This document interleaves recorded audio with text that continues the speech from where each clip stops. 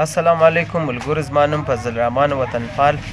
پر 19-20 دسمبر د پښتونخوا ملي عوامي پارټۍ اومه کانګره ده. په دې کانګره کې به ذمهوار ملګري مرکزي اور ضلعي صوبایي خیبر پښتونخوا، سند، جنوبي پښتونخوا دا ملګري ذمهوار ملګري په دې کې ګډون کوي.